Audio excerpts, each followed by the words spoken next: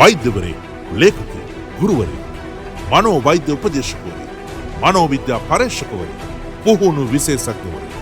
ජීවිතයේ ව්‍යාපාර හා වෘත්තිය තුළින් අති සාර්ථක ජයග්‍රහණයක් සඳහා ඔබට මඟ පෙන්වන අද්විතීය පුහුණුකරුවෙක්. ඔබේ දැවෙන ජීවිත ගැටලුවලට නොවරදින විසඳුම් පෙන්වා දෙන මනෝවෛද්‍ය උපදේශකවරයෙක්. දහස් ගණන් ක්‍රීඩකාවන්ට ක්‍රීඩාවෙන් විශිෂ්ට ජයක් ලැබීමට මඟ පෙන්වන ක්‍රීඩා මනෝවිද්‍යා උපදේශකවරයෙක්. ලොව පුරා රටවල් 18ක ලක්ෂ 30කට අධික සංඛ්‍යාවකට ජීවිතයේ සිහින සැබෑ කර ගැනීමට මඟ පෙන්වූ සැබෑ නායකයෙක්. තවද දහස් ගණනක් ව්‍යාපාර නායකයින් අති සාර්ථක ව්‍යවසායකින් බවට පත් කරමින් ආයතන කාර්ය මණ්ඩලවල ආකල්ප හා නායකත්ව හැකියාවන් වර්ධනය කරමින් ව්‍යාපාරවලට නව පණක් ලබා දුන් වැඩසටහන් නිර්මාතෘව.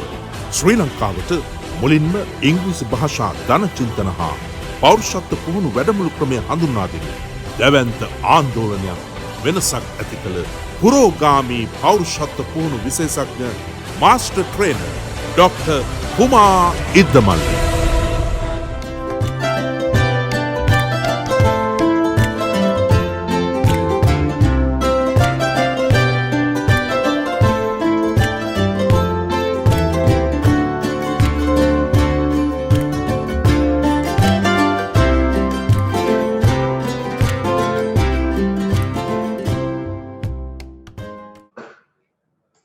Hi, good afternoon, lovely people. Welcome to another wonderful gathering with the project's NextStep 360 organized by the talented Rotaract Hub of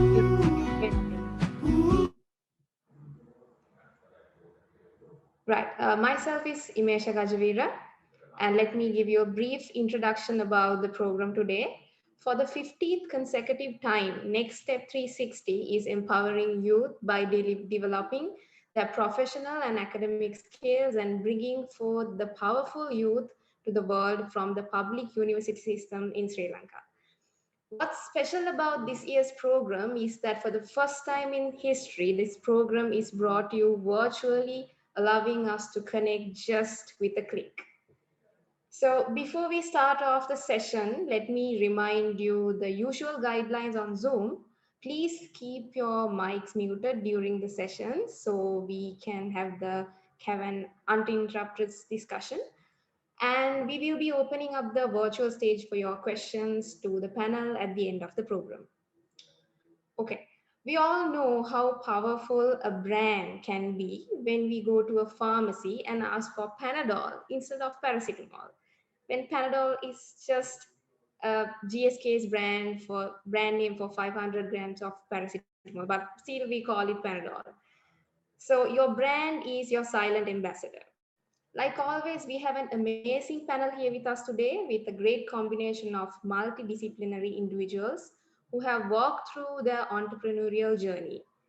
So let me introduce the panel. Mr. Kithsiri Gunawardhana, Sri Lankan business personality, Chief Operating Officer and Chief Legal Officer of LOLC Group of Companies. Mr. Kuma Iddamallena, Specialist in Applied Psychology, Doctor in Ayurvedic Psychiatry, Master Facilitator, Coach and Consultant, and also a lawyer. Mr. Prasanna Padmanadan, Sri Lankan Businessperson, Marketing Communication Consultant, PR Specialist, Corporate Trainer, Fashion Consultant, a certified professional marketer, and an organizational psychologist. Mr. Sachindra Dulanjana, Chevening Scholar, motivational speaker, leadership trainer, success coach, and former speaker of Sri Lankan Youth Parliament, former official Sri Lankan youth delegate to the UN. All right, so let's start our discussion today. Let me shoot my first question to Mr. Kithsiri Gunawardhana. Right, so a brand is what people think, feel, and say about you, your product, service, or company. According to you, how do you define branding and why do we need a brand? Hi, it's my pleasure to be on this panel, and thank you for inviting me onto the panel. I hope I'm audible. Yes, you are. You are, Mr. Smith. So, insofar as a brand is concerned, it is, in my opinion, It is a registration a party would have, or people would have in their minds with regard to a product or a service. And with regard to that particular product or the service, there is a certain amount of value that a individual would attribute to. So, to put it very simply, with regard to the particular product or the service, an individual, when he wants, you mentioned about Panadol, you could think of any other product. It's the whole host of ideas, it's a whole host of values that one would attribute to that particular name. And the reason as to why branding becomes important is that even though you would be striving to ensure that there is product loyalty in terms of the particular product or the service that you are wanting or you're expecting your customers to return to, branding becomes exceptionally important for them to differentiate you from your competitors. And in that respect, I think companies obviously spend large amounts of money with regard to building a brand and creating that, creating your name, a household a name for the people who your customers. So, if you take, for example, in the current position, you would have the conventional media, as well as you have the social media that is very effectively used by a large number of companies now in order to create this branding. But finally, branding is nothing but what your employees, the people with whom you work, would carry. They are the ambassadors of your brand. You may have brand ambassadors, but your ultimate brand ambassadors or your staff, the people with whom you work. So in my view, what is really important, if you're interested in ensuring that your brand is carried through, is to look after the people with whom you work. If you look after your staff will look after your customers. So in that respect, this idea that sometimes we used to have customer is king is not something that we at LOLC believe. We believe that our employees are the people who are more important. We believe that we look after our employees, they look after the customers, they look after the brand. So for us, that is, simply put, that would be, that is what we believe with regard to brand and branding. Right. Okay. Thank you so much, Mr. Kithsiri Gunawardhana. That was certainly a great start for today's discussion, to start thinking about building what your brand has to be. And the second one, our values are important because they help us to grow and develop, even if it goes off a well-known path. A person's decision reflects attitudes and values he or she is bearing. Why do we need values in our life when it comes to the field of entrepreneurship? How do we create values for our self-branding or our product branding? Dr. Kuma Iddamallena, I would like to know your view about this. Thank you very much, Ms. Imesha. And I must first of all thank you and the organization, Rotaract organization, for inviting me for this panel discussion. I also like to mention Mr. Kithsiri Gunawardhana, my friend and learned friend. I think he can remember, we were also in the Rotaract Club a long time ago, and a lot of stories to tell about, no time. Therefore, I'll start dealing with the topic you have given me, why the values are important for an entrepreneur. Now, this is a very, very big topic, but I thought I must tell you something in brief in a story form. Then everybody can understand. When I was in the Rotaract Club, that time, about 25 years or so, that time I was doing several enterprises, I would say, including my law firm. Then I had a communication center. I had London English College, my first institute, and several other things.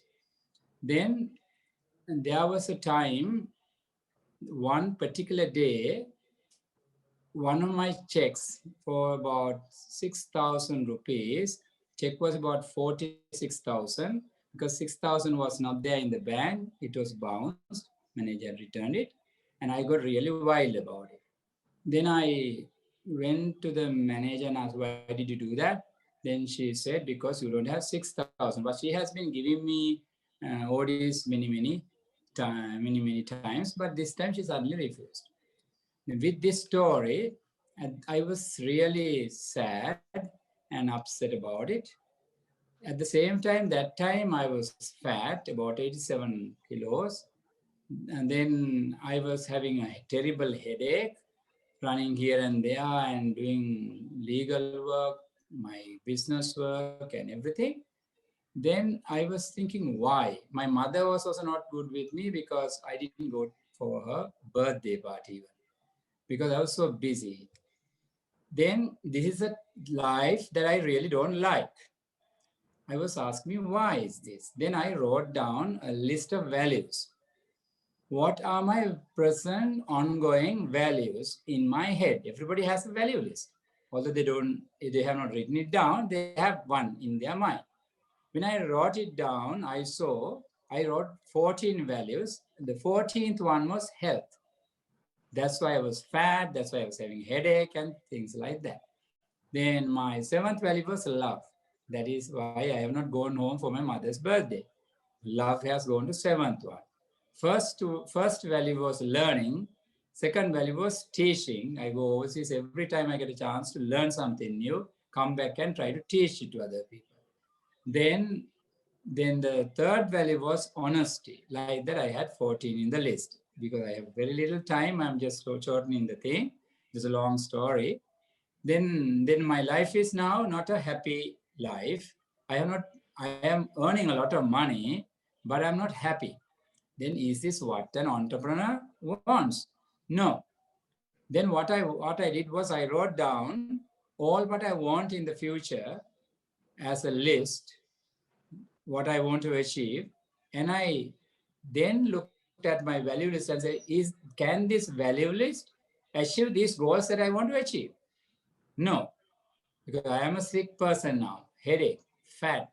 Then I got the 14th value, number 1, health. Then the 7th value, love. That is I made it 2nd value. 3rd one, honesty, I kept it like that. And from financial, my check was returned. That means I don't have money. I have earned millions by that time. I don't have money. Then financial value was somewhere 9th. I never thought of money as something that I have saved and have. I only wanted to earn and serve. Then I got the money value as the 4th one, the financial value.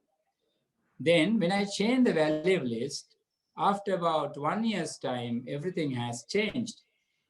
I used to go to see my mother as often as I could. Then I started doing all my missed exercises. I came from 87 kilos to 65 kilos. Until today, I have my same weight.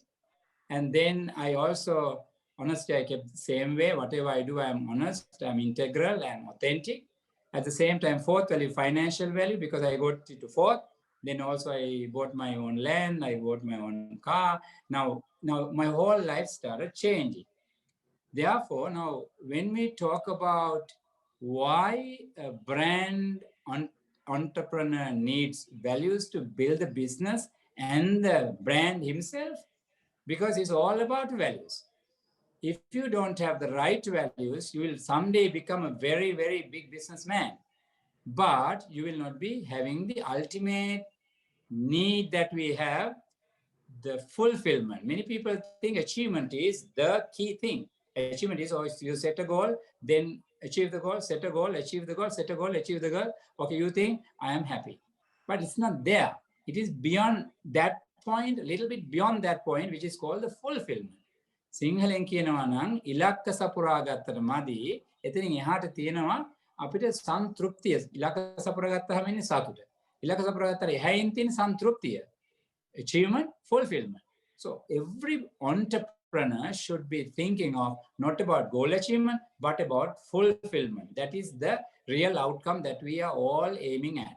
Therefore, what can bring them to that level? That is value list. They are value list. So any business person, any entrepreneur like these young ones have to always think of their first value list when they start their business. And when we talk about mission, we talk about vision. Then the third one is value list. Many people don't talk about. They forget it. And they write a mission statement, put in the wall, and I have this mission, that mission, and then they go ahead and they achieve their mission, vision, buildings, everything, but they have not finally have a balance in their life. So I think my time may be over. Therefore, I finally like to tell, I have summarized it into 5-finger theory.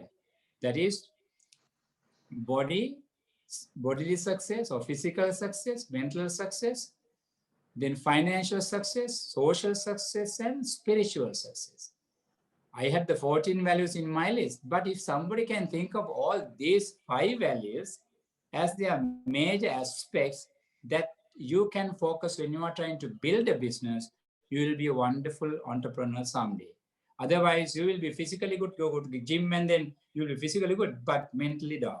Financially down, although you have a business. Then socially, if you don't know how to associate people, how to make a speech when you want to, and if you are spiritually not good, then it's a problem. One best example for this is Donald Trump.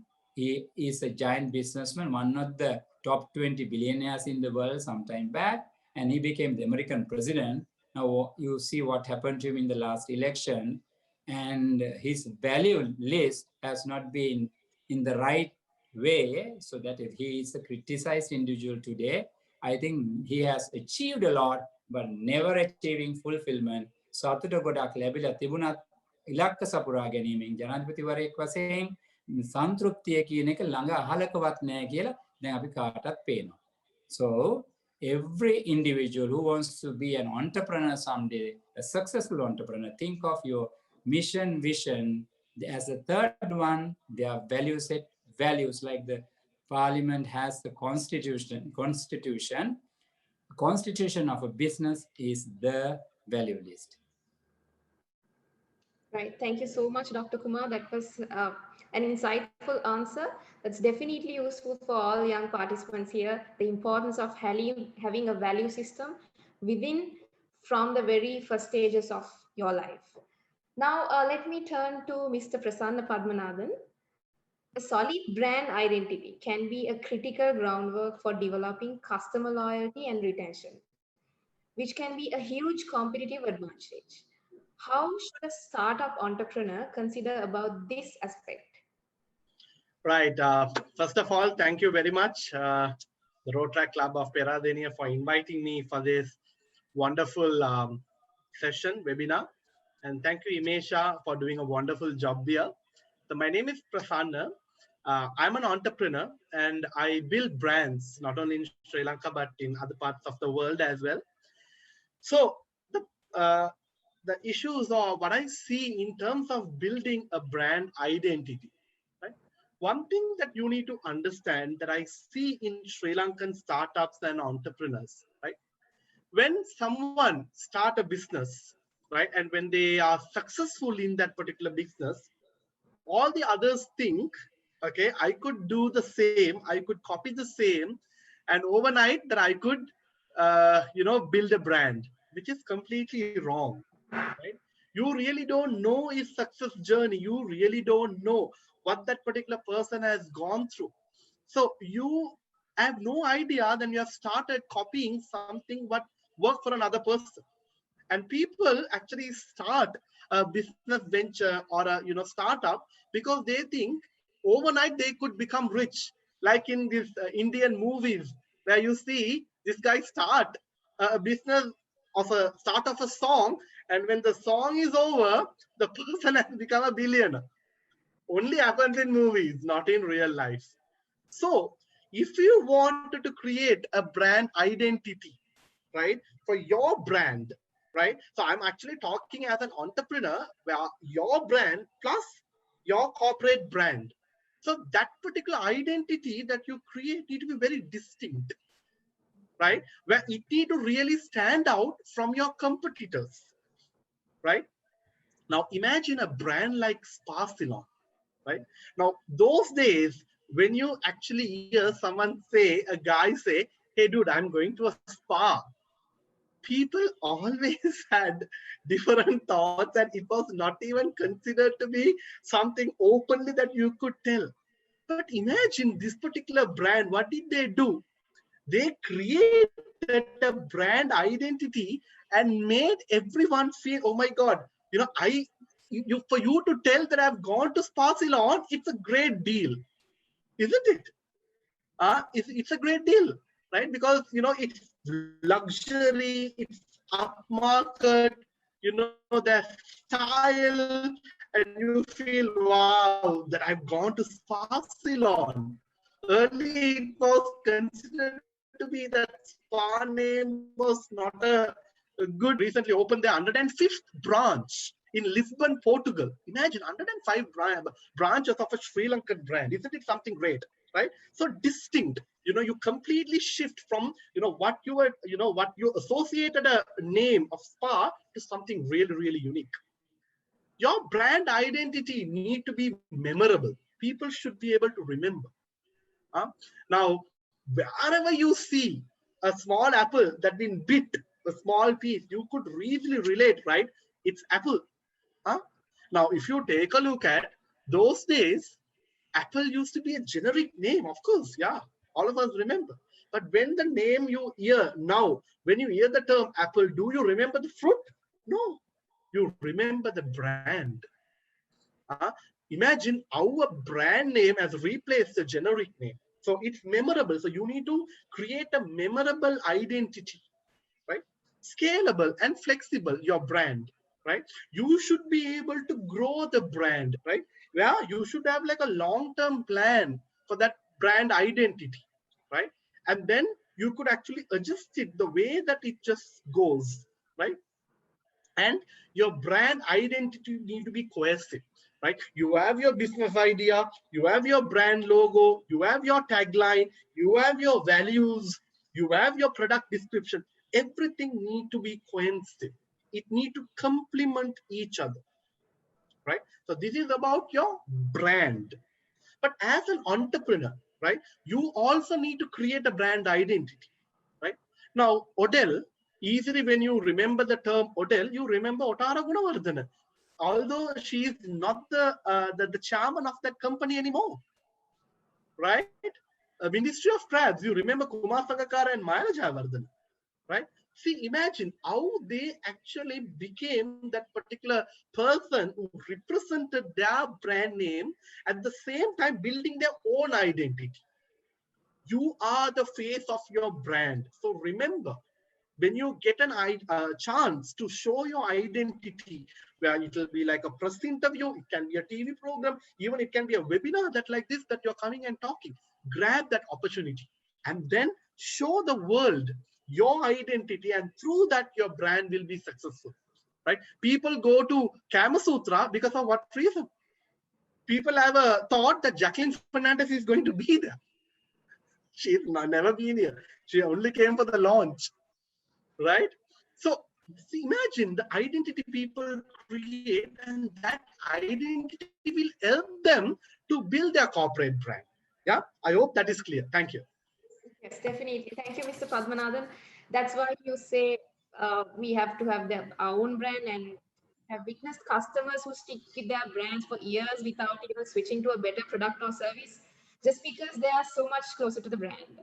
Okay, so being an entrepreneur is not only about achieving your financial goals. It is the passion, how genuine you are trying to help your audience.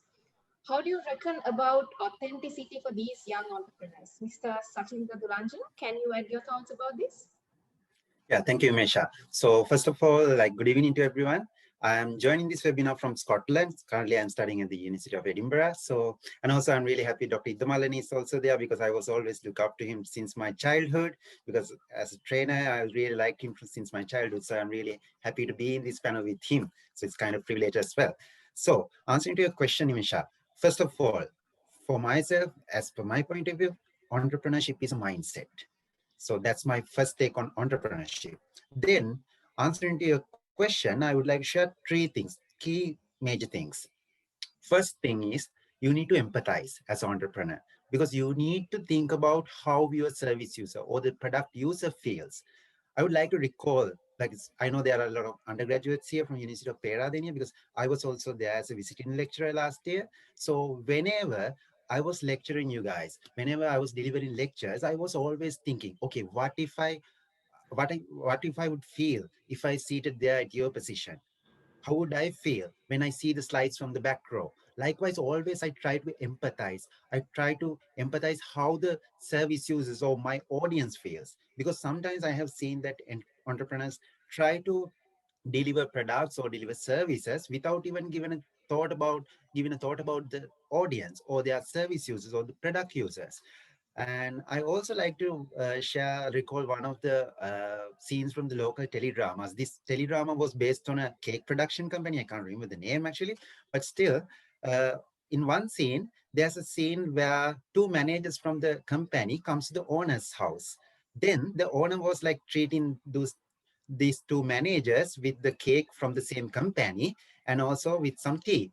And the managers they were really hesitating to eat the cake because they knew they were like ordering some low quality ingredients to make the production of those bakery products. So they were really hesitant like to eat the cake. They were like, no, we are good, we are not hungry, because they knew the product was not in that quality.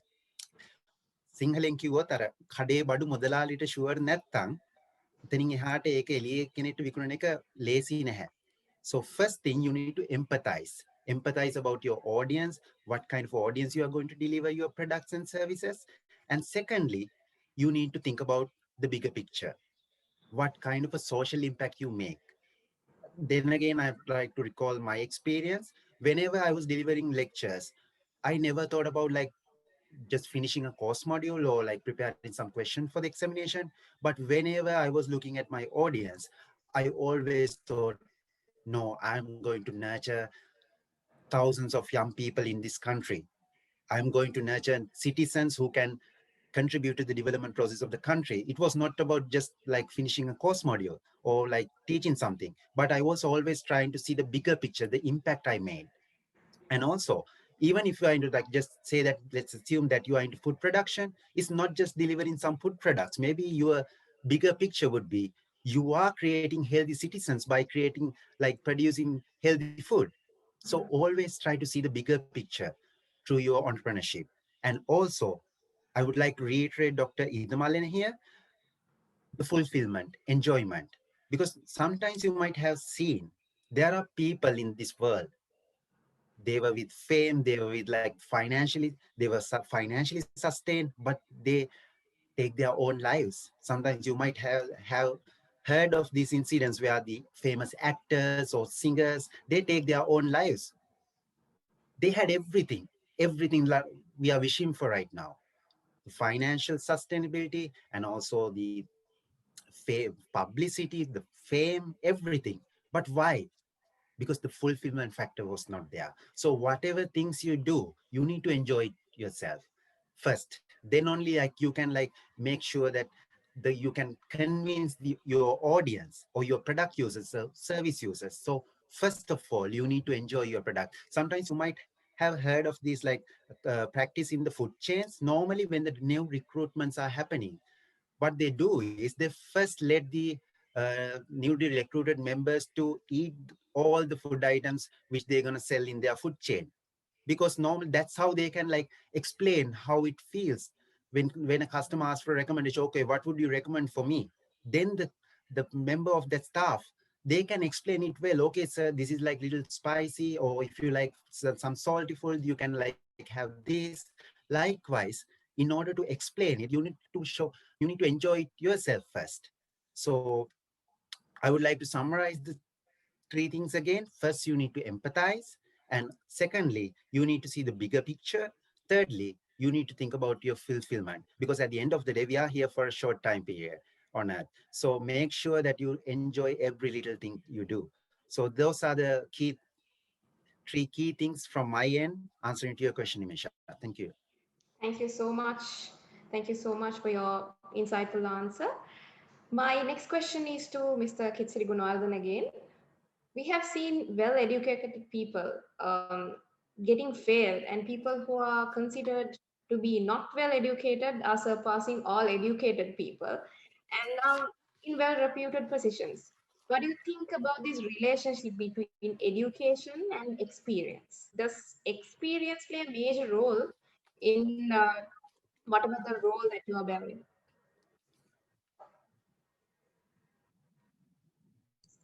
Just before I answer the question, Iresha, just permit me to say hello to my good old friend Kuma. Pleasure to see you, Kuma, doing so well. And also, it's wonderful to meet up with you even on a webinar. Probably we can catch up with our old friends again. So hello to you again. Well, answering your question, for me, Imesha, I'm not trying to belittle the education. I mean, I myself I've gone through the formal processes of education in terms of law and management and so on. But education, to all the young graduates who are listening to this, for me, education is like an entrance, like a pass, like a ticket that you get in order to get onto the arena, in order to perform. Okay, it's an exclusive arena. For example, if you want to be a lawyer, how you may be very good at working as a lawyer, but if you don't have the qualification, you cannot enter courts. That's how it primarily works. You cannot be executing a document if you don't have the qualification. It goes the same way whether you're an actuary, whether you're an accountant, whether you're an architect, or whether you're an archaeologist. But once you get on that stage, that is the time that you got to perform along with your other parties, along with the other colleagues of yours from the same profession. It is at that point how street smart you are, your common sense, and your ability to sustain comes into play. So that is so success in a profession, success in entrepreneurship, success in any area. I would not say that the people who education is not going to be a complement for you to succeed in being an entrepreneur, or in building a business or building a brand or whatever that you're doing. But if you think it's because of your education, it's because of the names that you have after your family name, that's going to carry you through. You got it sadly mistaken, because the world is a competitive place, and as I said, that education will give you the opportunity, the entrance ticket to get onto the arena. But on that arena, how you perform, how do you act, how do you get on with your businesses, so that goes back, in my view, more than anything else, to good grandmotherly common sense. And I must also add that I've often seen a lot of educated people who do not enjoy this capability of good grandmotherly common sense. So if you don't have common sense, you may have loads of qualifications behind your name, but they will definitely fail. Whereas people who have much less qualifications, or who probably come starting their own businesses without much qualifications, who have experience in terms of going through the mill, being street smart, understanding how a particular business works, will obviously succeed. And they might come to universities like yours to give lectures on how to build a business. That is how it is in most of the time. So that is the relationship can be complementary, but it is not individually independent of each other. Education will give you the formal base that is needed, but it is common sense, and it is your application, the values that you have, commitment, dedication, hard work, all those things. And more than anything else, working smart, that will make you better and sort of thrive and get on with being a better. Right. So it's all about how you play with that entrance ticket, I guess. Right. Thank you so much, Mr. Kithsiri Gunawardhana. Let's me quickly move on to the next question. For any personal brand to grow, it needs to be visible to an audience. That means you need to be creatively promoting yourself and marketing your personal brand. Mr. Prasanna Padmanadan, as a young business person, what are the tips you suggest to promote your market, your brand? Right. Okay. I hope I'm audible. Yeah. Yes, you are. So, see, I'll tell you a very interesting story. I never actually thought I would be in this particular position, to be honest. Right? I run 3 companies. One is a training and consulting firm. Other one is a fashion firm, and the third one is a non-profit organization to help people. Right?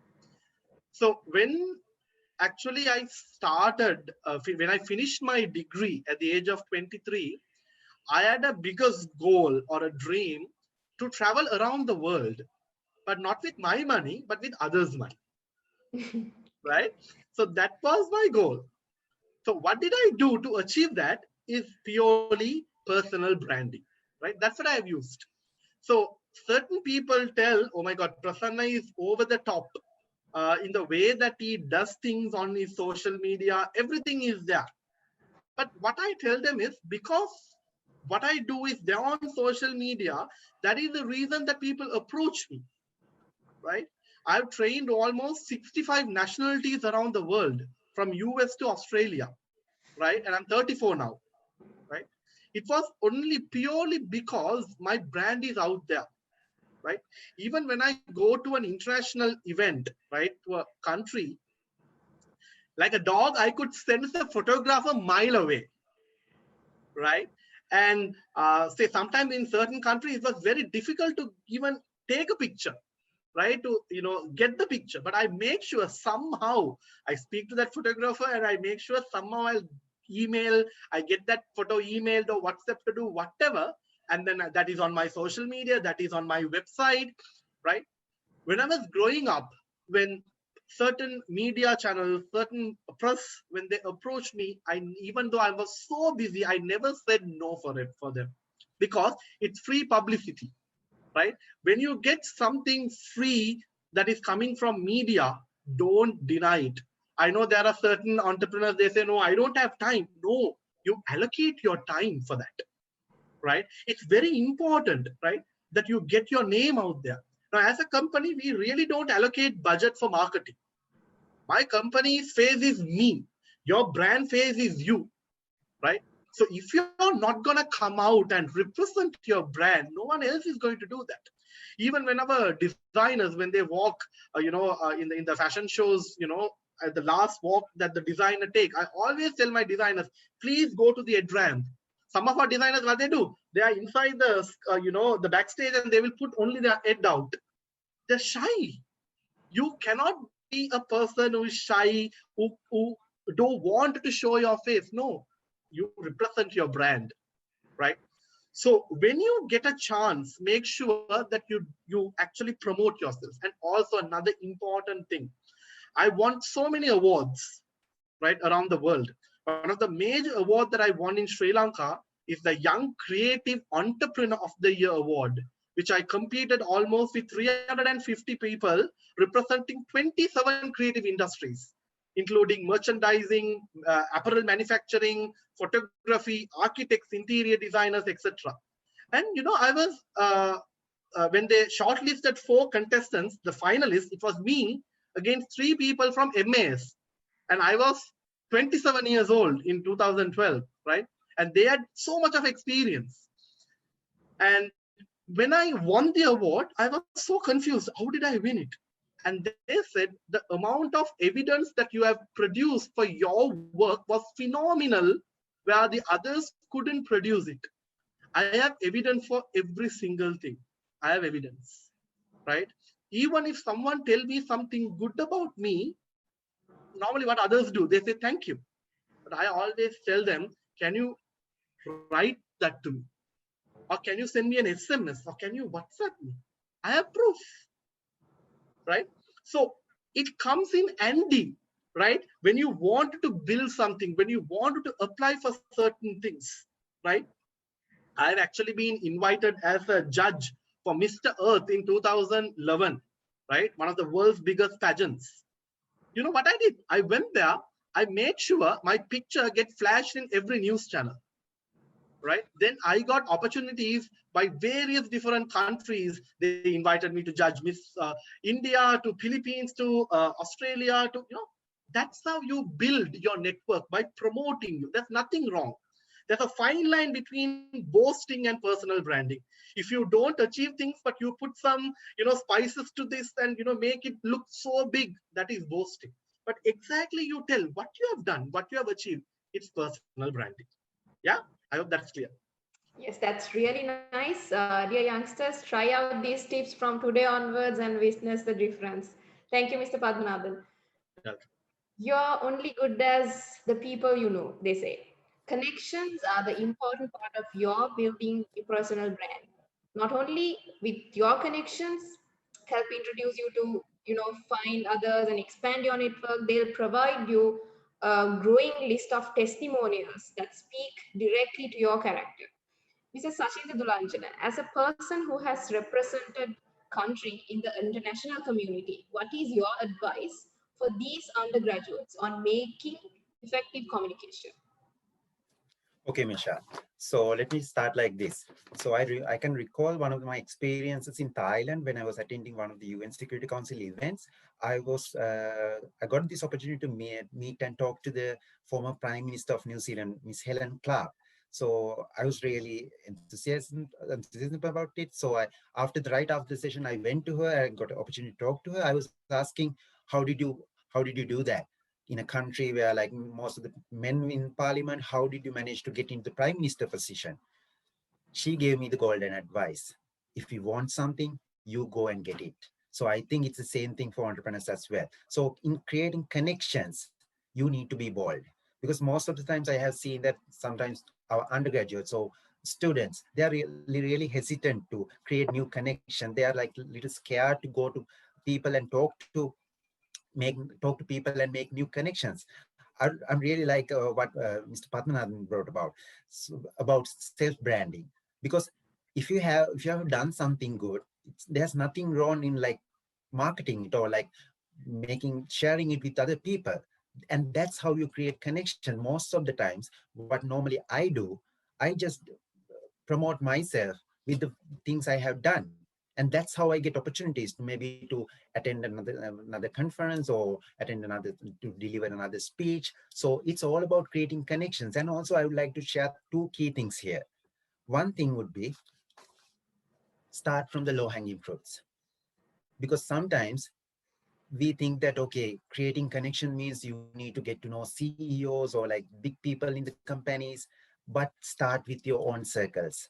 Sometimes the key people right now, maybe not the key people in 5 years, it may be your own colleagues. When you create connections in this level, that would be really influential rather than creating connection when you get to a certain level. So make sure that you create connection with your own colleagues at the university first, because those are the low-hanging fruits. You can like always go for that. Secondly, try to help out people. Sometimes when we create connections, we always seek for an opportunity from them. Why not you also offer something for them? If you see an opportunity, please share it with your friends. Okay, I saw something like this. You can also apply for it. That's how you create connection. Sometimes, most of the times when we create connection, we also think about a zero-sum game, but it should be a win-win situation. So when you create opportunities for other people or share opportunities with other people, and when you offer support for other people, they also help you back most of the times. So try to create connection by offering something you have.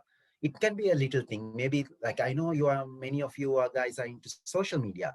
It can be a little support by sharing your friend's business page on Facebook, or giving like a review, or maybe giving like a recommendation on LinkedIn profile. Start from something like that and create connections starting with your own circles and try to help out people. And also the next thing would be strategic. When you are trying to create connection, be strategic. Know your audience or know the people whom you are going to approach and have a little plan. Be prepared. And I always recommend to have a little elevator pitch where you like have a like little introduction or kind of a basic outline about your service or product. Sometimes I have seen that when you're trying to approach like people, they do not have anything to talk about because they are not prepared for that. It just end in a short talk. So always be prepared and be strategic when you are going to a conference or when you are attending an event. If you can, try to see what kind of people who are attending. Sometimes you are like entitled to see the invitees list, or sometimes you know that, okay, these speakers will be there. So go through their profile, see. I always do that whenever I attend a conference in another country or whenever I attend an event, I always try to see who are the people attending, and I just go through their profile. Maybe if they're like, just assume that there is an author, I just go through their writings and I just pick something from there. And I was like, I just go to them and I ask, okay, you have like written this thing and like I really like this part of your book. Likewise, then people like do remember you. And always, once you create a connection, make sure that you like maintain that connection all the time. Because most of the times what happens is, even if you go to a conference or an event, people get a lot of business cards. But at the end of the day, you just end up with a pile of business cards. You don't remember even who are the people whom you met. So what I do is sometimes when I get a business card, right away, I just write the event name and like something specific about that person so that I can remember once I go back home.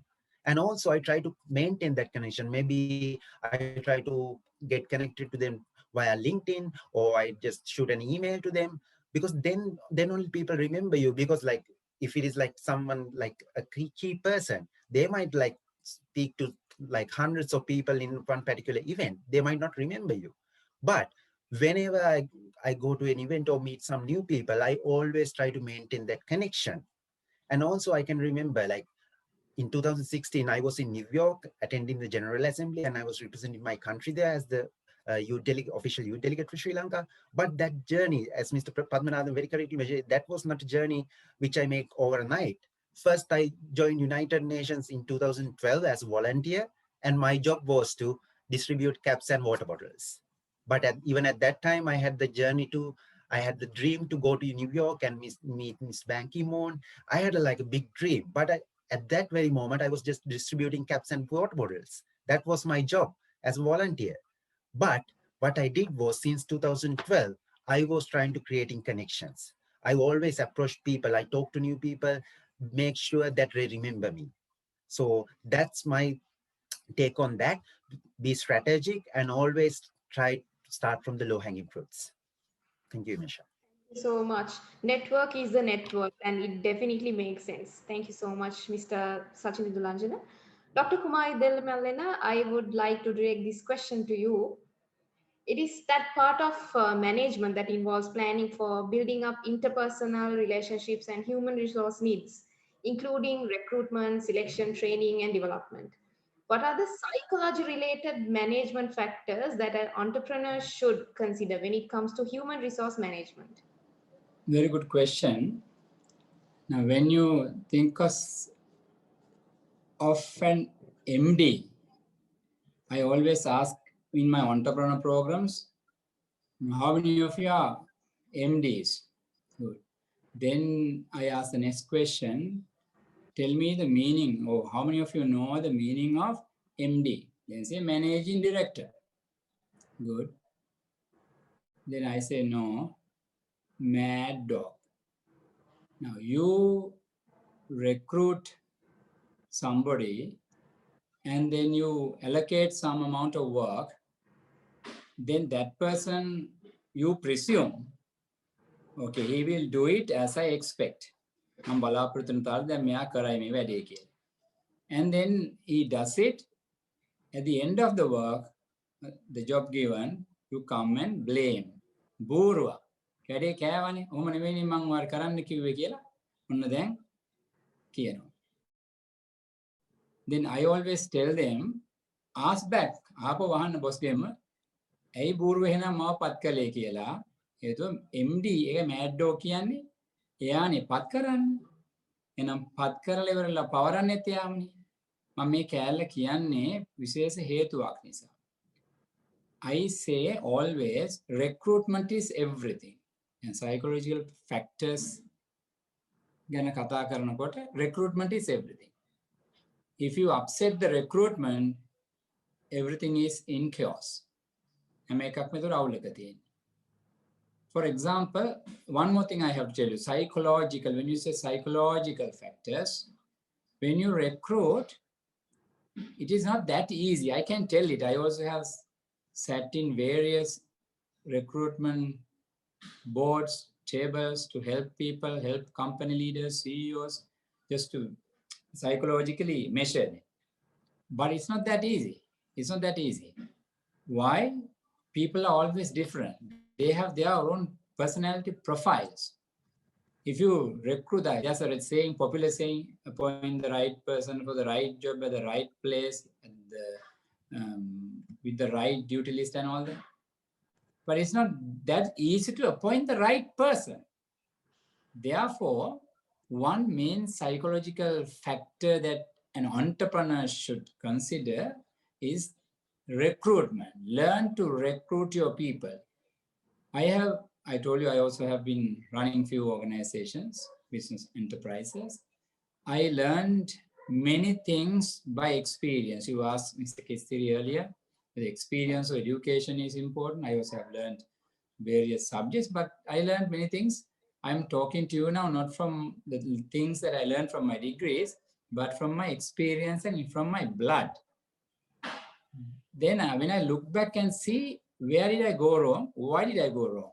Is it because I did not know the business, or is it because those people I recruited did not know how to help me? No, I have appointed the wrong person for the wrong job at the wrong time with some wrong duty list. Now, I can tell you one other example. Let's say, this is my popular example. Candy Dalada Maliga Perahera. In Dalada Maliga Perahera, you have to take the relics casket. Then Dalada Maliga Dad Kanadu Genian Etekin and Raja Kela. Now, just imagine you appoint a monkey for this job and you train and train and train. You train the world's best trainers and train. You can take Mr. Padmanadan. He was elaborating very nicely. I also learned something from him. Thank you very much, Sajinda, mentioning me. I hear after a long time about you, and earlier we heard about you in the youth parliament and all that. Thank you for mentioning me. And you train any clever trainer, and you train that monkey. After 1 year's time, can he take that relics casket? Dalda kandu geniyan puluwan me monkey. What do you say, Miss Gajadir? You cannot, right? Therefore, that means if you have the wrong employee recruited, however much the organization takes trouble, you cannot get what you want. Therefore, when you consider recruiting, try your best to recruit the right person. This is the main psychological factor that you need to remember as an entrepreneur. Is that easy? No, that's not easy. Why is not that's not that easy? Because our personality is made up of two things. One is the genetics, the other one is the environment. And when you are born, you come to this world with certain inbuilt stuff, not just like an empty computer or the hard disk coming in. The inbuilt stuff, computer hard disk also has some inbuilt stuff. Then you get a lot of things from the environment, this one. So personality is the genetics plus the environment. And this one has so many things. Referring to my earlier topic, values, you have in the brain the values, the beliefs, the memories, the decisions, and metaphors. 5 brain filters that this particular person has.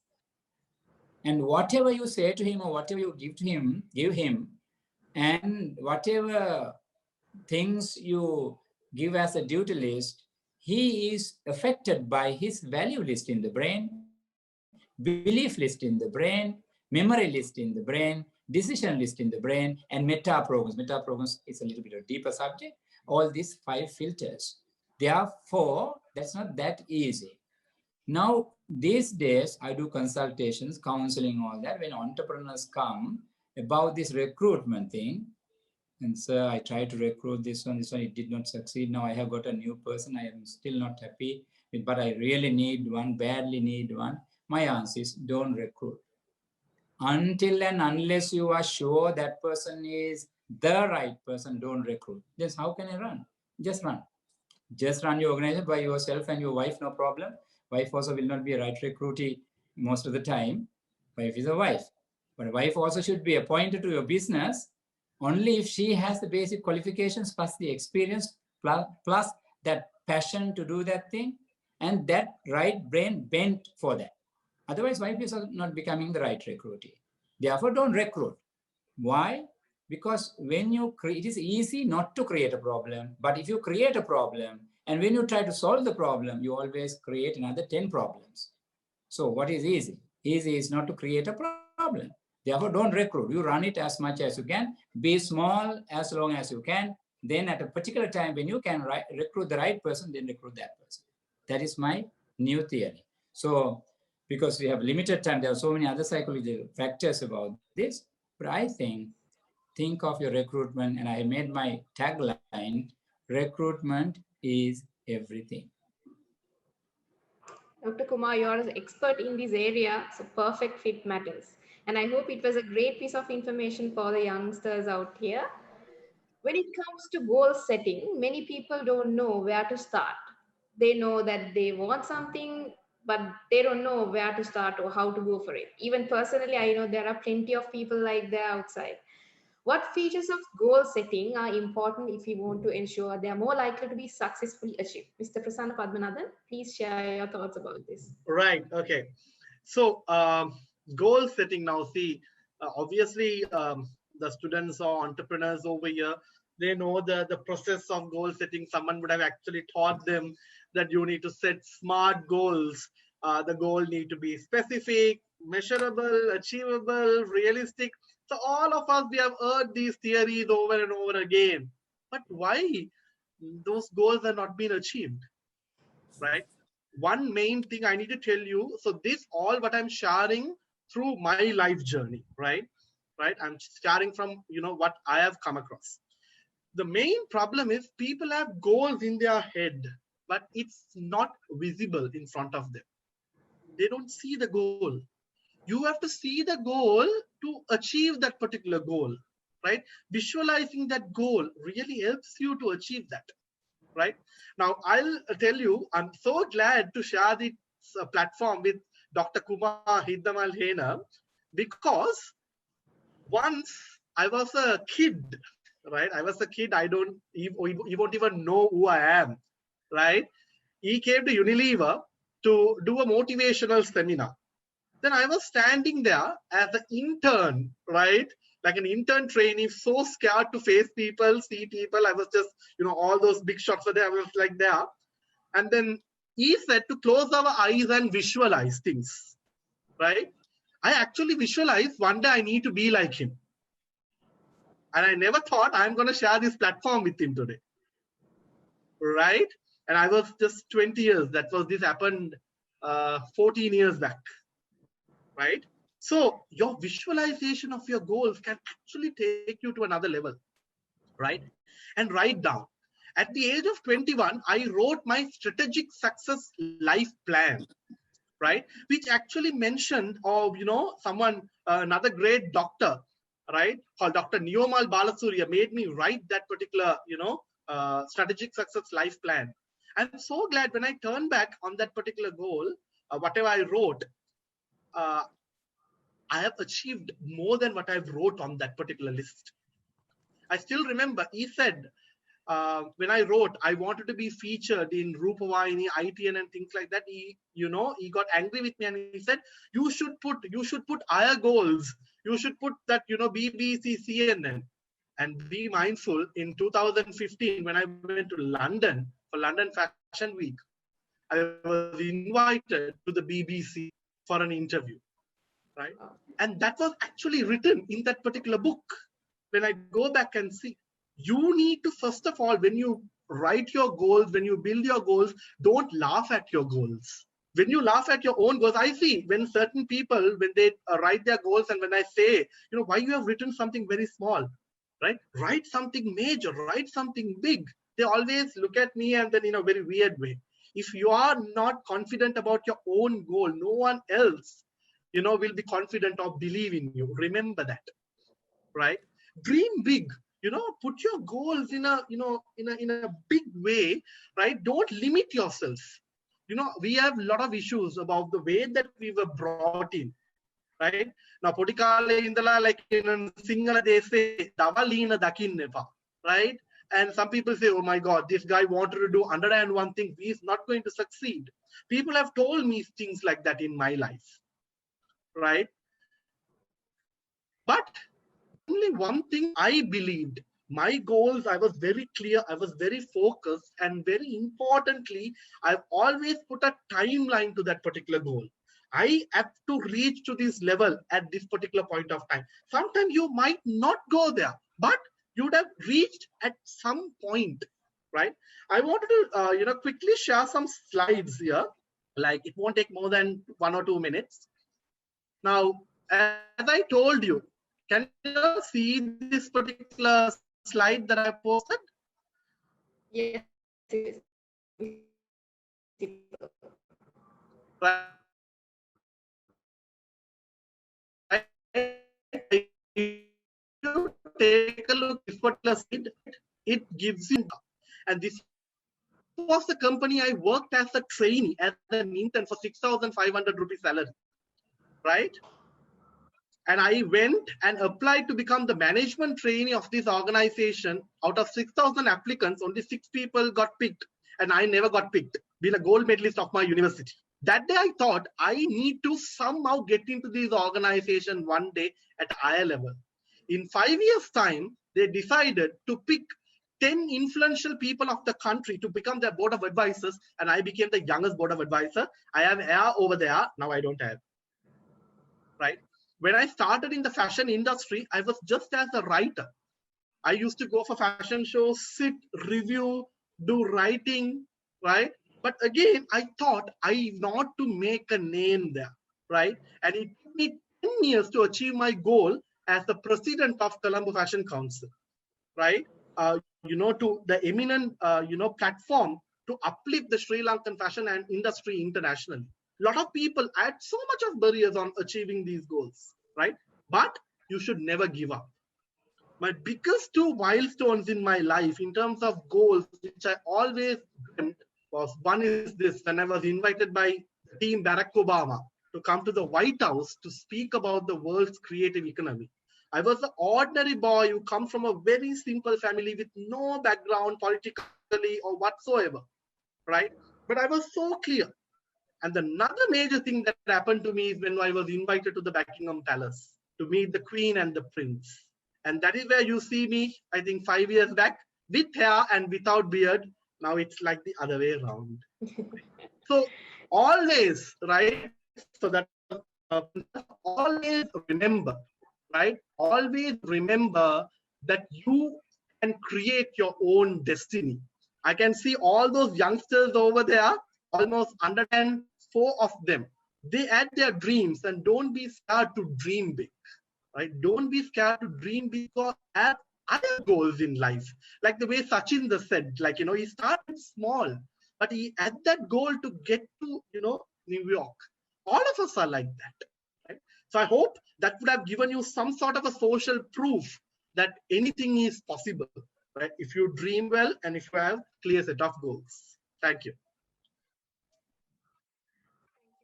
Really nice, Mr. Prasanna, to see that such a great thing happened to you today, to share the same platform with your childhood idol. Great inspiration. Your late as your first step, that's of your journey. COVID-19 pandemic made a huge impact on the lifestyles of the people.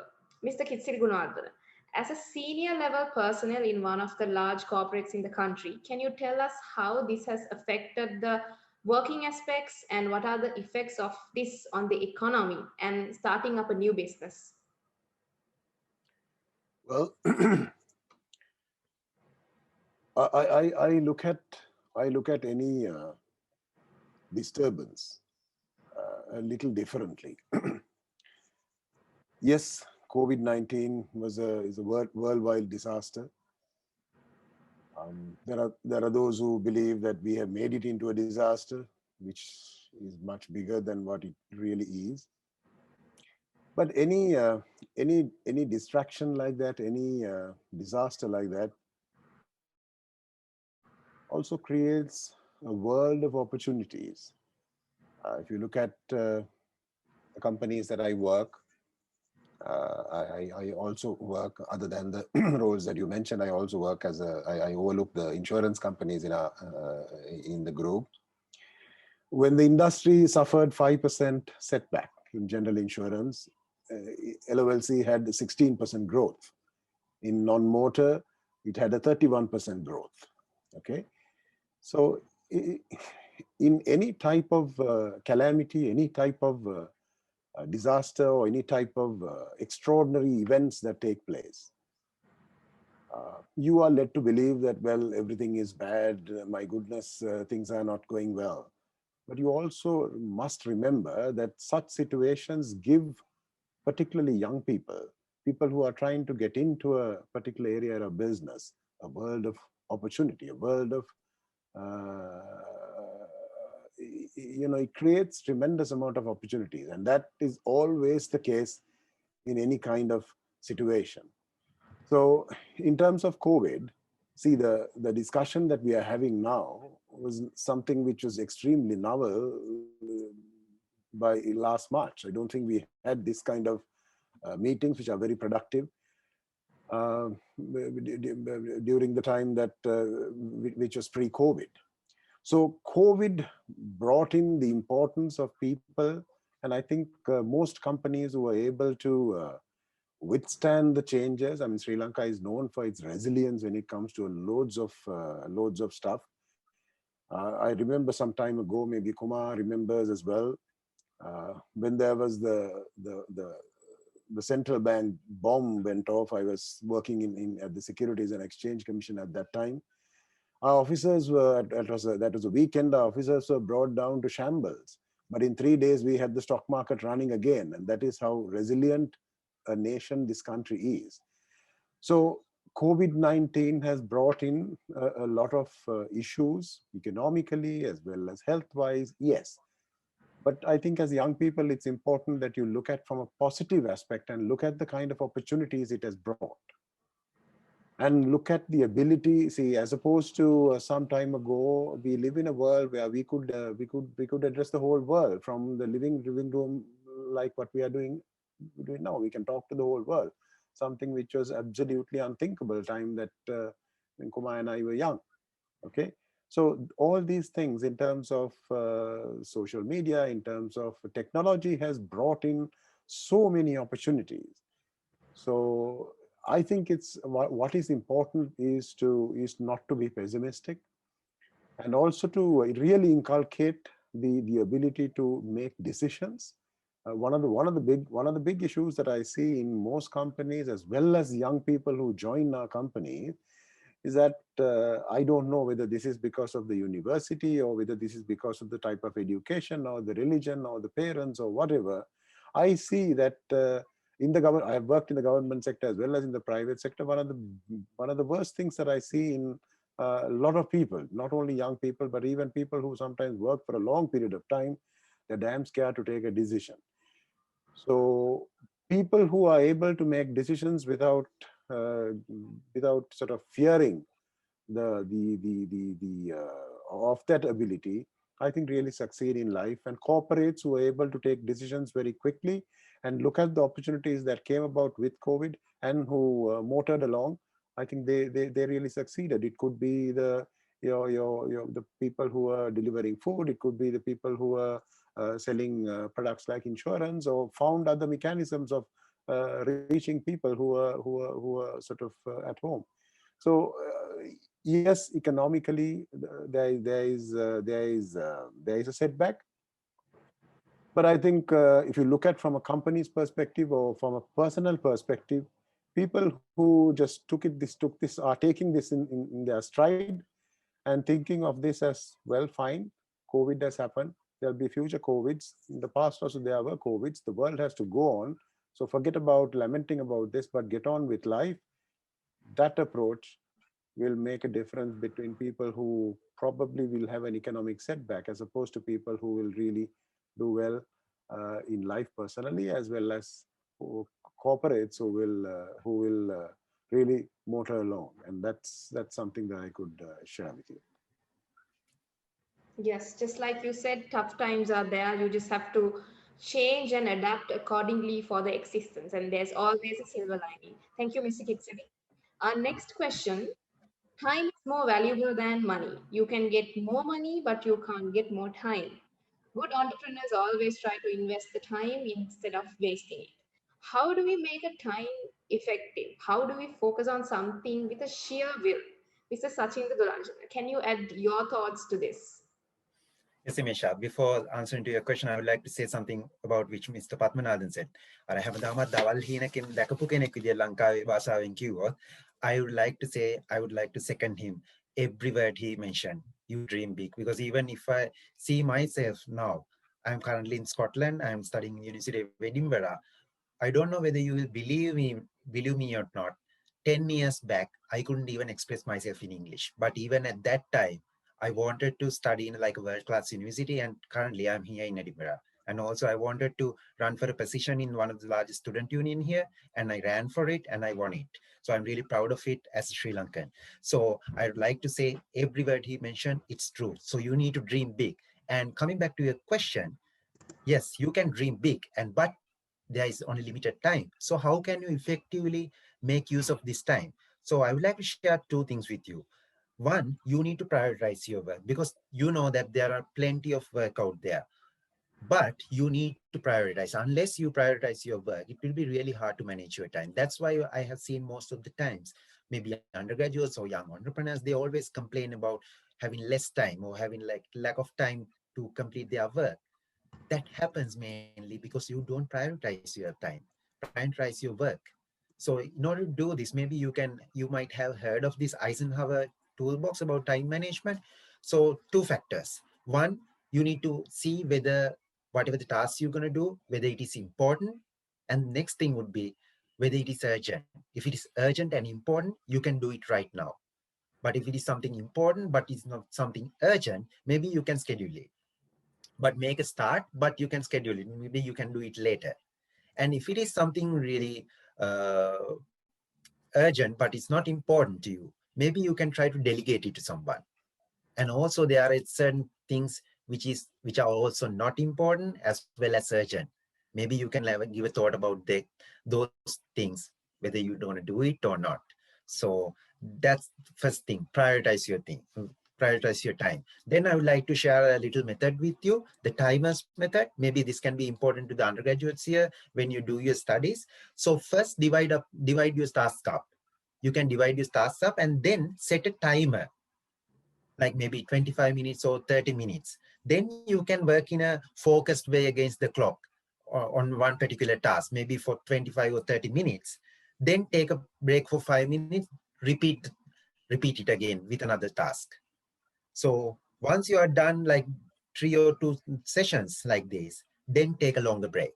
So always have a timer, like maybe 25 or 30 minutes. Okay, I'm going to do this in straight away. I'm going to do this at a stretch.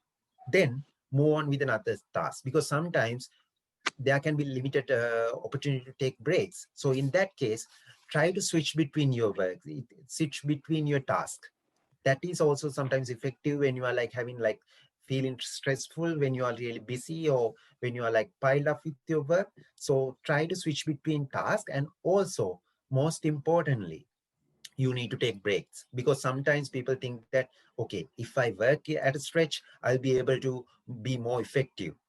It's not the case. I would like to share a simple story with you. So I do this with my students at the university as well.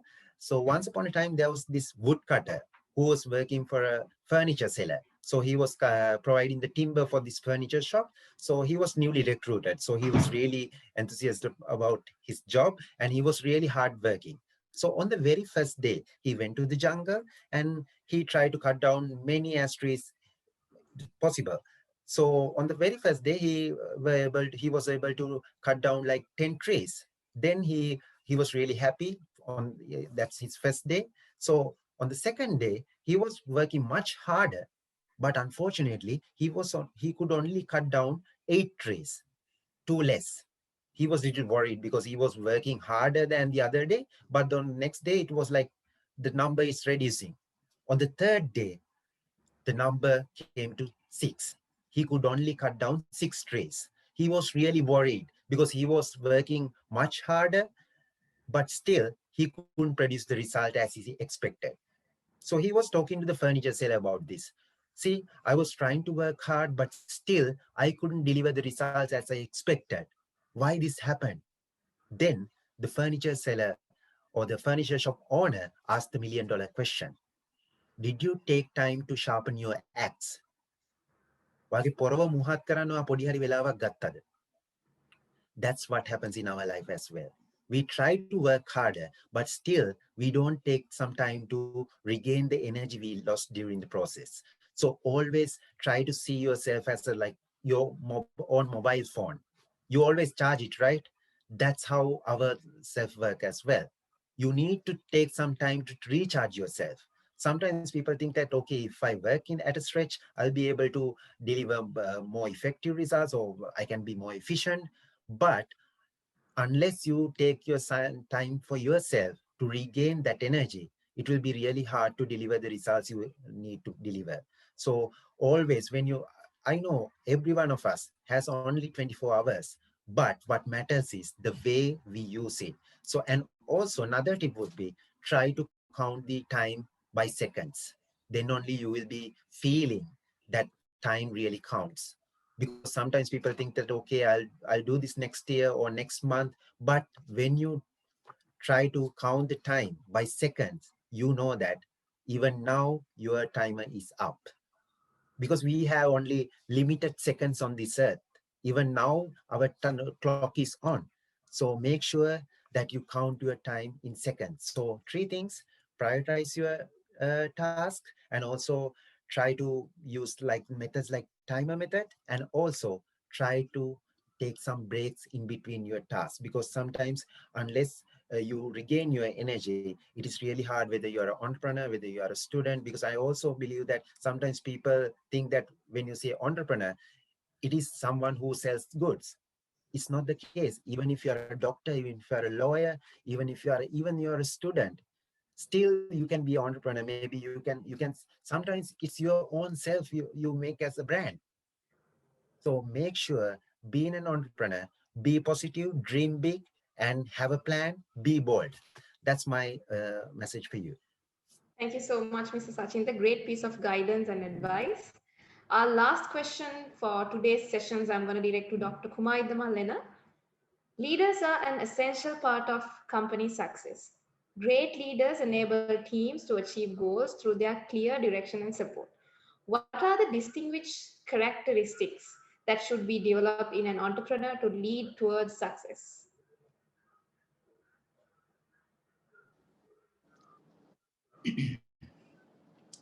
In a horse race, there are 2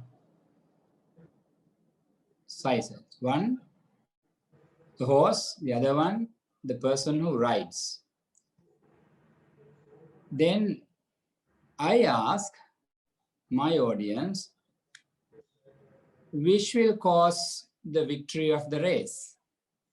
That means whether the horse is important or the jockey is important, the rider is important. Sometimes some people say horse, a strong horse. Sometimes some people say, no, the rider. I also have gone for horse riding. I have a long story, but I'm not trying to tell you now.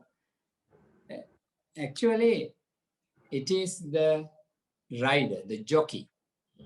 However much stronger the horse is, if the jockey does not know how to ride the horse doesn't run that level of speed that is necessary to win the race.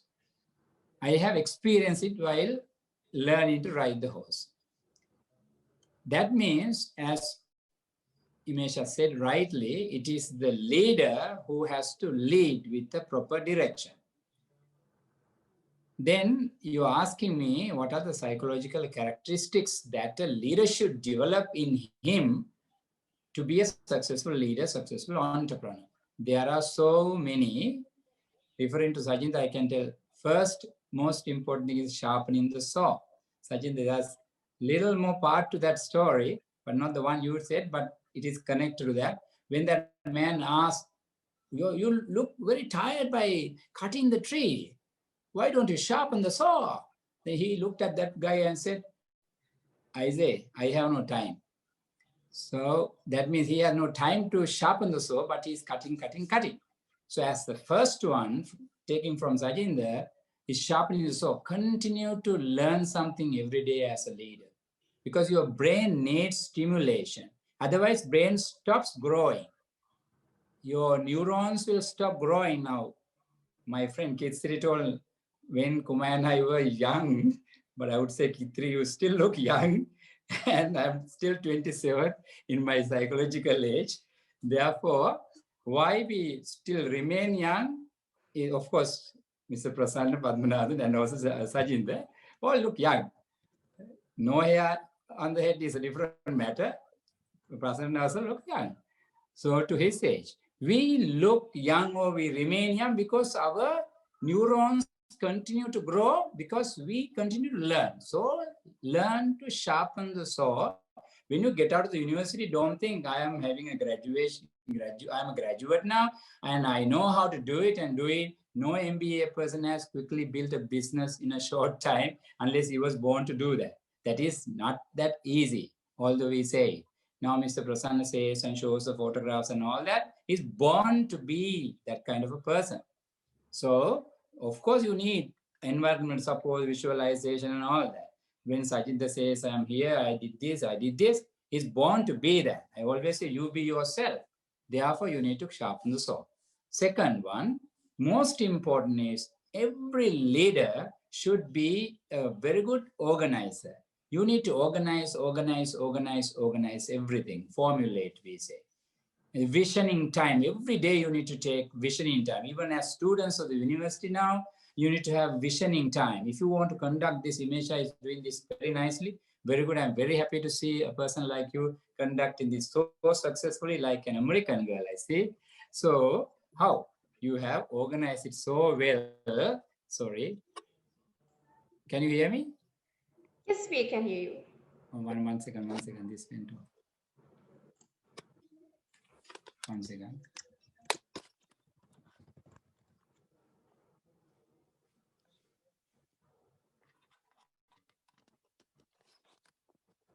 Okay, so you have prepared for it. That is because you have had visioning time. Visioning time means planning time, organizing time. So every leader, as a student, you start this.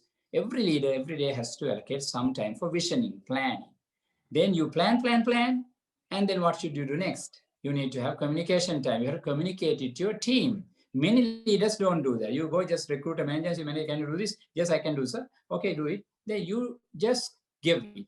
No communication, you delegate. Delegation skill is very important. Recruitment is everything I told you earlier. Then you need to delegate and then communicate what exactly you want. I think Imesha happened to tell that vision sharing. A leader's main duty is to share the vision. I want it this way, not any other way. And how much of communication skills you have, that much only you will grow. If you don't have communication skill, there's another option. Option is you have to recruit somebody who can communicate that to the team. Maybe a manager, subordinator, whoever it is. Then when you recruit that person, delegate, then you give the work and communicate, tell your vision, share the vision, and it doesn't end there. I have a very beautiful saying which I created with my own experience. When you recruit somebody and trust that person and give the job, you won't get anything. It is not what you expect that you get, it is what you inspect that you get. So the next skill is coming from this. Next skill is calibration skill. A leader should be able to calibrate everything, every day, every minute, how, whether whatever you have allocated or delegated is going on well towards the mission and vision that you want to achieve after some time. If you stop calibrating, you stop getting it. That is the next one.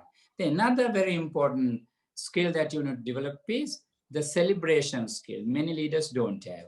I did a training program for a very reputed company, gold jewelry company in Colombo. And then this particular company person, after the training, one girl called me after 1 year's time. Sir, I decided to resign from the company. That's why. No, I get a very big salary, but I resign. Why?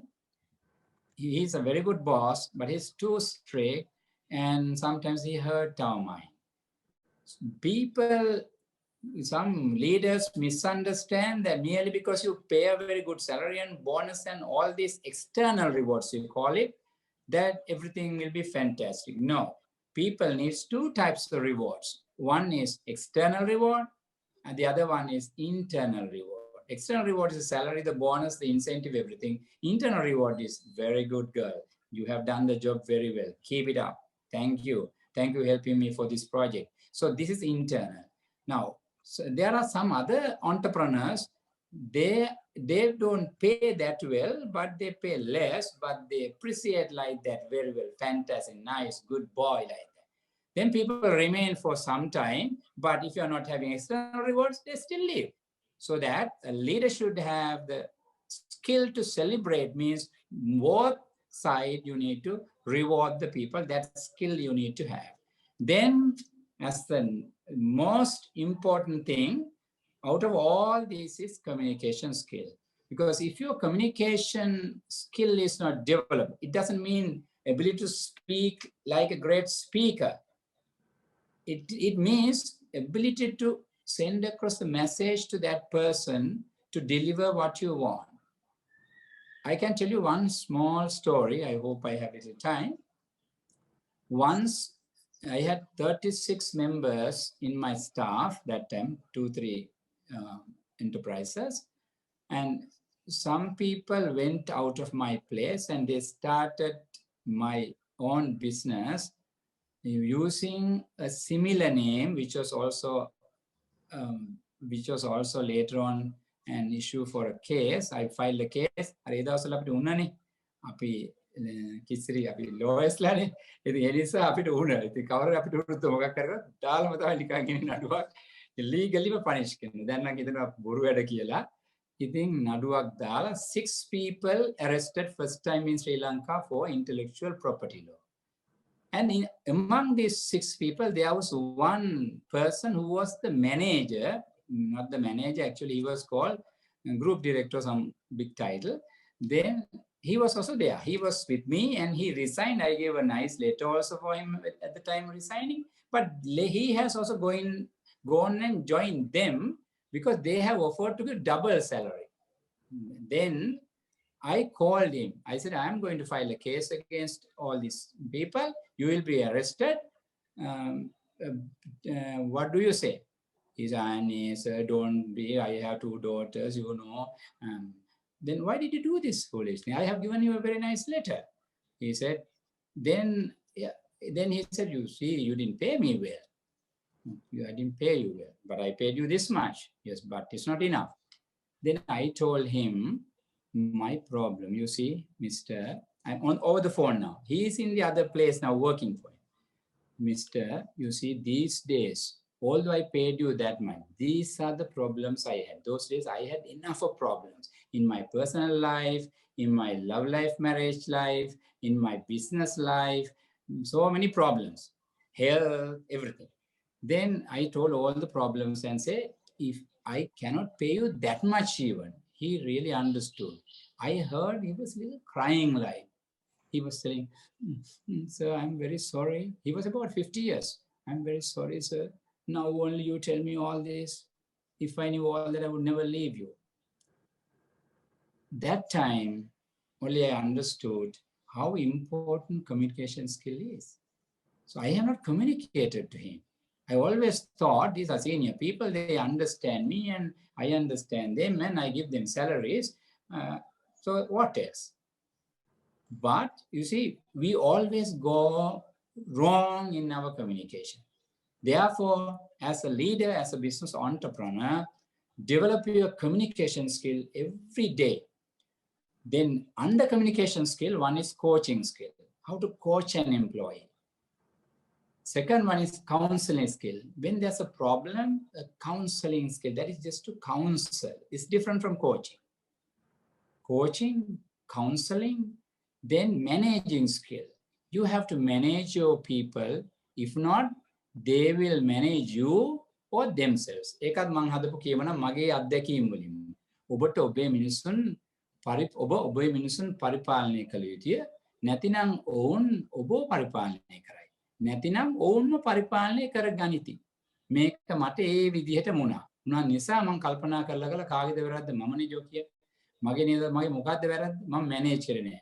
මමත් අර අපේ සජින්ද වගේ අපේ mister ප්‍රසන්න වගේ ලෝකේ හැමතැනම රවුම් ගහනවා එක එක දේවල් අලුත් දේවල් එකතු කරන අලුත් දේවල් ඉගෙන ගන්න ලොකු ඩ්‍රීම්ස් I think big කියලා මිස්ටර් ප්‍රසන්නක ඒ වගේ ඒවා එකල මම මේක පටන් ගන්න බාර දීලා මම යනවා ලෝකෙ වටේ යන්න.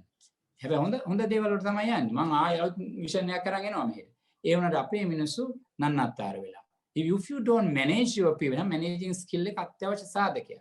ඒකේ මූලික සාධකය communication. So you have to manage your people and managing skill you have to develop. I think Mesha time would be over. Therefore, thank you, Dr. Kumar. Next, no, one more thing I'd like to mention as a finishing thing.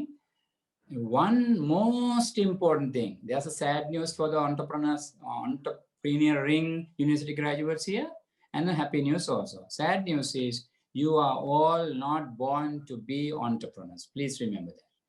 Then the second thing is you can be an entrepreneur if you develop this particular skill that I'm going to tell you last.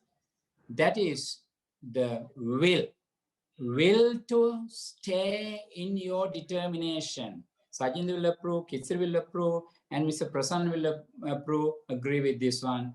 If you don't have the will to survive with all the troubles, trust in the process is going up, down, failing, losing. Now nicely, Mr. Prasanna is showing the photographs and all that, Sajin telling this, cases telling this. But if you go back behind the screen, how much sufferance they have had in various places without meals, all that, and all the problems going through, they have had will to survive. I have had will to survive. I can tell 100 stories about my life. That you go up and down, go up and down. If you have the will to survive, you will survive. There's a beautiful poem I always tell in my program. I'll end with that one. How much of a will? Rain or sunshine, ocean or desert, burning flames or snow, I shall go on my journey until I reach the destination of it. Maha Dharanipata Vesimedin, Maha Nigakal Natarin, Maha Sairo Medin, Valley Katra Matin, Davana Gindal Medin no Matin, Mamamagi Gamanayami, Ehi Imat Enaturu, Takala Miralutindano, Corona Medin, COVID Medin, Mamamagi Gamanayami, Ehi Imat Enaturu. All the best. Thank you very much inviting for this Rotaract session. As Kithsiri and I were Rotaractors, we really love to have been here with you all. And if you had more time, you would love it more. And also, I'm very, very happy that I met Mr. Prasanna, Sajinda after a long time, and Mr. Kithsiri, and you made that opportunity for us. All the best. Thank you very much. Keep in touch. Buddha Saranai. Jai Veva. Thank you, Dr. Kumar. Will could be the very thing that drives you to your goal and the very thing that keep you away from giving up. Like you said, remain young at heart for a foreseeable number of years and do more and more great things in future. Right, dear participants, thank you for your patience. Now we have come to your time of the program. If you have any questions that you want to direct to the panel, you can click the raise hand button or drop a message in the chat box. So we can unmute yourself and let you shoot your question. And also before that, there will be an evaluation form shared, and please fill that and return because the organizers have informed the certificate will only be provided if you fill it. Right, so you can put down your questions if you have anything.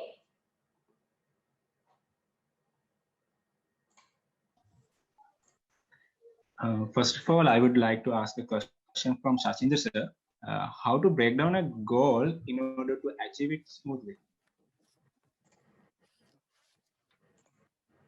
Okay, so it's very simple. In my point of view, I think Mr. Padmanadan also mentioned about it. First, think about your goal. Have a map. If you want to wander in a jungle, first you need to have the map. Even though like jungle is there, but also you are also there physically. But still, if you don't have a map and not knowing where to go, then it will be really hard. So first, know where you need to go. Then, as I'm reiterating these speakers. So Mr. Dr. Iddamallena also mentioned, then the will, because there will be definitely ups and downs, but still you need to be in your determination. So first thing, you need to break down your goals. What are the goals? Like you need to know specifically, okay, these are the things which I need. This is the place where I need to be. This is the product I need to produce. This is the service I need to deliver. Likewise, you need to first make sure what you need. Secondly, you need to have that will. And thirdly, as Mr. Padmanadan very correctly mentioned, visualize them. Write it in a paper. And like maybe if you can paste it in your wall, where you can see it every day, maybe on your mobile phone wallpaper, wherever it is where you can see it. So try to visualize it. Then try to do at least one thing a day. Like I always give this example. If you need to learn English, you can't learn the whole language in one day, but still you can learn a new word once a day. So that means you are like learning something from that language. On the next day, it's less you need to learn. So make sure that you do at least one thing every day. And also try to evaluate yourself every day when you go to bed at night. Try to see whatever the things you have done for your goal. If you haven't done anything, nobody can take you there where you need to go. So you need to make sure that at least you've done at least a simple thing. Maybe like sending a request on LinkedIn to a person whom you need to talk to on the particular career. So likewise, at least do a simple thing a day. So that's the very like short answer I can give you. Like have the map with you and have the will and visualize it and do something each day and never give up. Thank you, Hewaitana, for that question. Thank you. Thank you, sir. Hi, am I audible?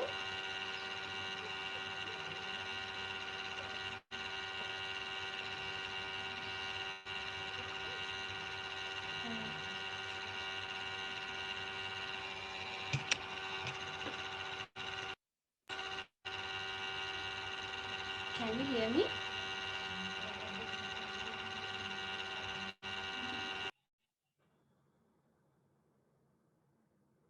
I think there's. Hi, I'm Lavanga Damage from Faculty of Management.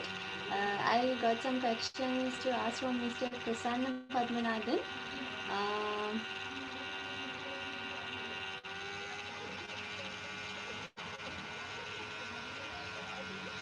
But we can surely share his email address and phone number so you can directly shoot your question to him. But if not, if you have any other question to shoot the rest of the panelists, you can go ahead.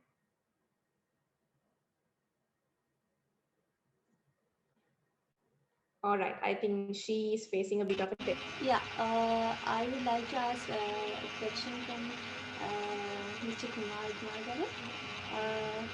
Doctor, sir, I would like to know your opinion about the leadership of the organization during this COVID pandemic.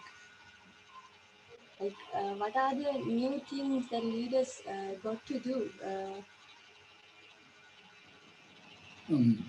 Very good question you are asking. I didn't hear your name. Sorry about that.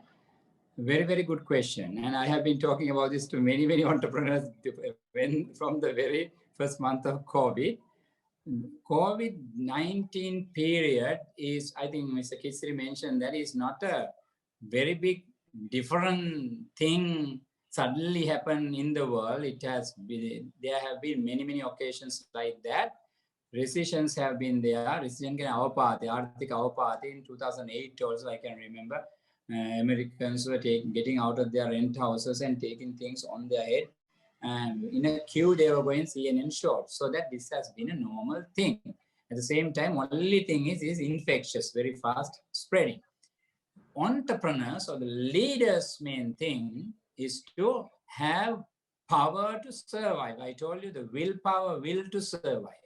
I know now I'm training more than 3,000 entrepreneurs these days, various groups.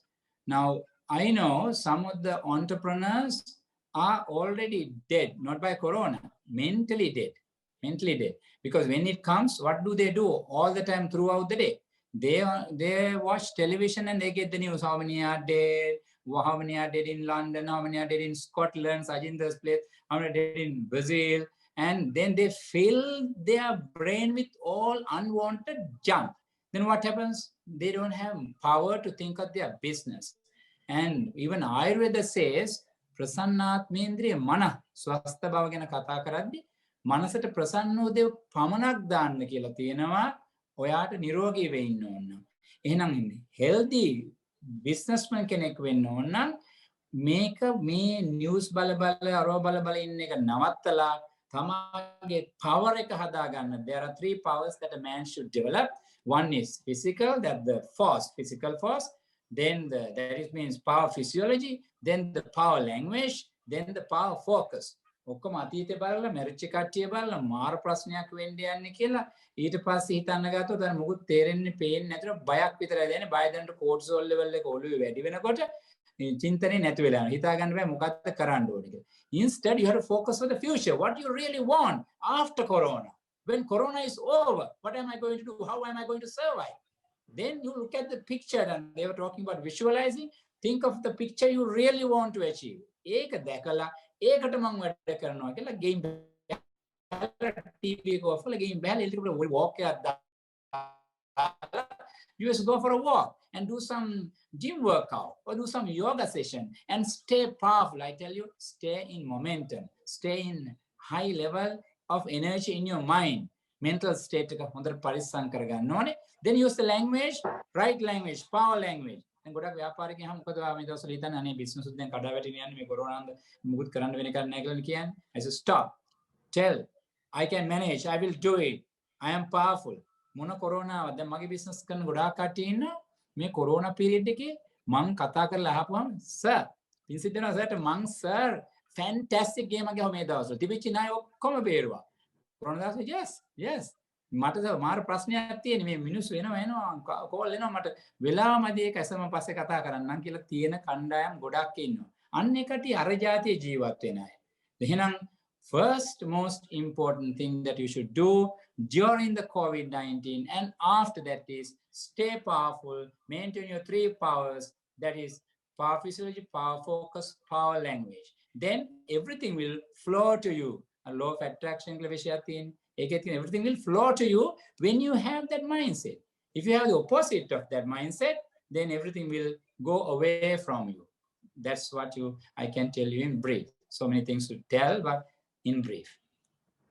Thank you so much, Dr. Kumar. Do we have any other questions?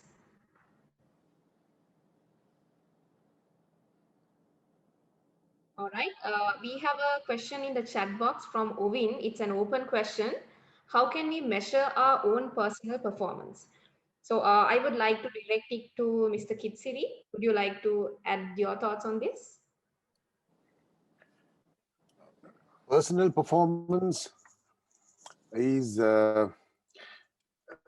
during the discussions there was a lot of emphasis on the goals that you want to achieve and then how close you have got to those goals. So I suppose that's one way in which you can measure your personal performance. Are you closer to the goal? Are you in the correct path, and so on?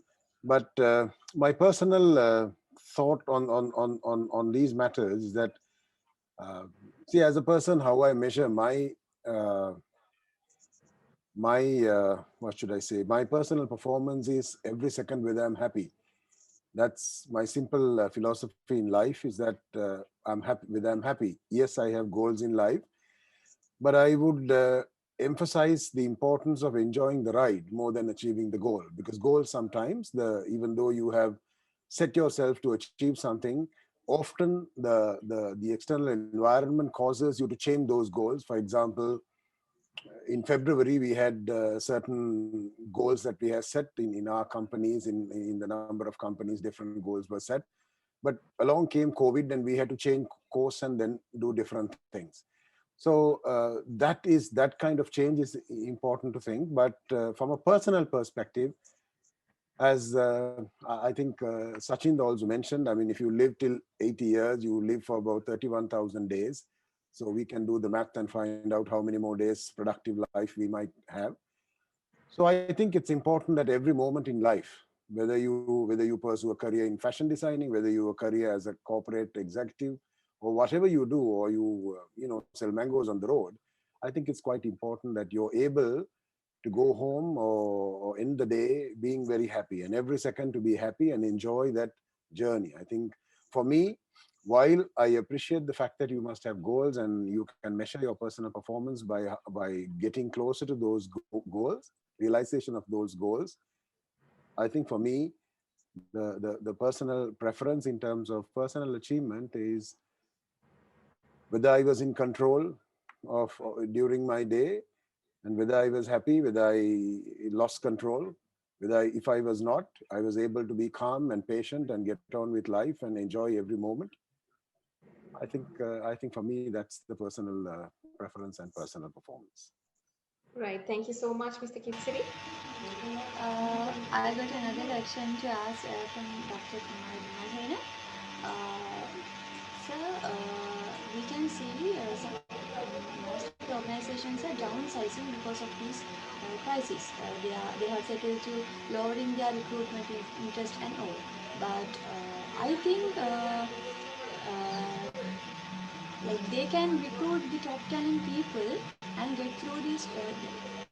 Get the help from them to get through this crisis. I want to know, is the downsizing or the recruiting the top talent people is the best option?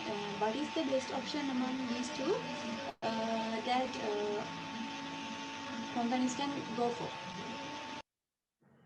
I did not get your question properly, but I imagine first part I heard downsizing, other part I didn't.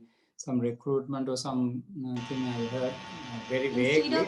Instead of downsizing, they can recruit more talented people, top talented people in the industry. You are asking about Corona period? Yes, sir. Okay. In the crisis. Okay. Any crisis. In a crisis handling situation is a different situation for any organization. Now, Kithsiri is a CEO, he would know it much better than myself. Crisis time, we don't have normal things, normal rules. It's a crisis time. Therefore, downsizing or recruiting talented people, this question, always the answer is depends on the outcome you really want.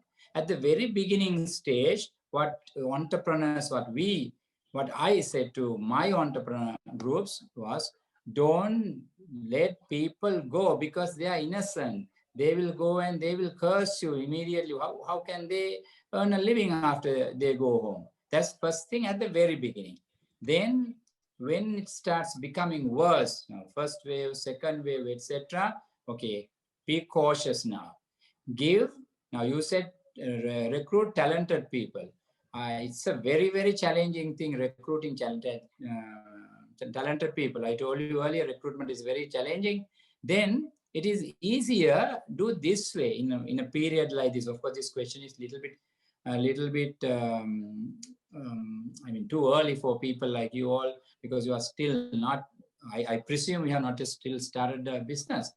But if you really, at a time like this, what you should do is to make sure people get responsibility to survive. That's what I said.